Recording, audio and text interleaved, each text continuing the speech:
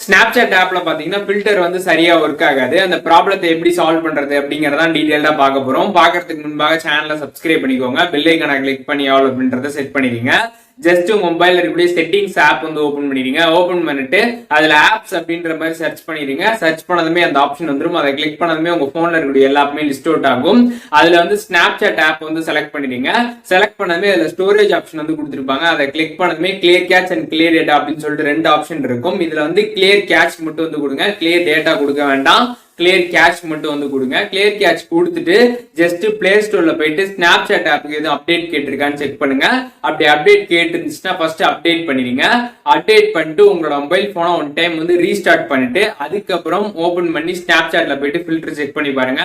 நல்லாவே பார்த்தீங்கன்னா அது வந்து ஒர்க் ஆக ஸ்டார்ட் ஆயிடும். முன்னாடி ஒர்க் ஆயிருக்காது. இப்போ நான் சொன்ன இந்த ட்ரிக்ஸை நீங்க பண்ணதுக்கு அப்புறம் பாத்தீங்கன்னா உங்களுக்கு அது ப்ராப்பரா வந்து ஒர்க் ஆக ஸ்டார்ட் ஆயிடும். இதெல்லாம் பண்ணியும் உங்களுக்கு வந்து ஒர்க் ஆகல, திருப்பி அந்த பக் இருந்துகிட்டே இருக்குதுன்னா அதை நீங்க சால்வ் பண்றதுக்கு ஸ்னாப்சாட் கிட்ட நீங்க வந்து மெசேஜ் வந்து பண்ண முடியும். அவங்க கிட்ட நீங்க வந்து ரிப்போர்ட் வந்து பண்ண முடியும்.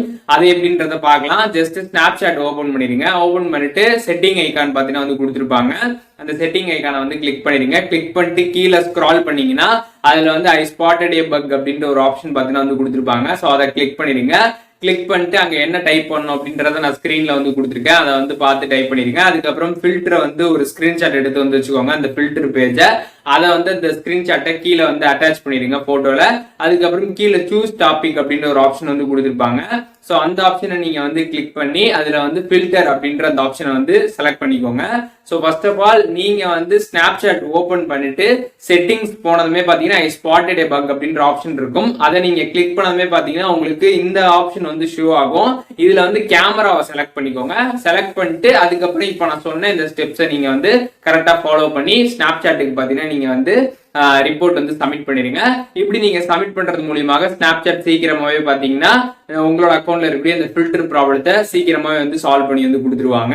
ஸோ இந்த வீடியோல சொன்ன இந்த மெத்தட்ஸ்லாம் ட்ரை பண்ணீங்கன்னா கண்டிப்பா பாத்தீங்கன்னா ஸ்னாப்சாட்ல இருக்கக்கூடிய இந்த ஃபில்டர் ப்ராப்ளம் சால்வ் ஆயிடும். இந்த வீடியோ யூஸ்ஃபுல்லா இருந்துச்சுன்னா லைக் பண்ணிருங்க. உங்களோட நண்பர்கள் எல்லாருக்கும் ஷேர் பண்ணிருங்க. வேற என்ன கண்டென்ட் நம்ம சேனல்ல வந்து போஸ்ட் பண்ணணும் அப்படின்னு நினைக்கிறீங்களோ அந்த கண்டென்ட் பத்தி கமெண்ட்ஸ்ல சொல்லுங்க. அதற்கான வீடியோஸ்மே சீக்கிரமாவே நம்மளோட சேனல்ல வரும்.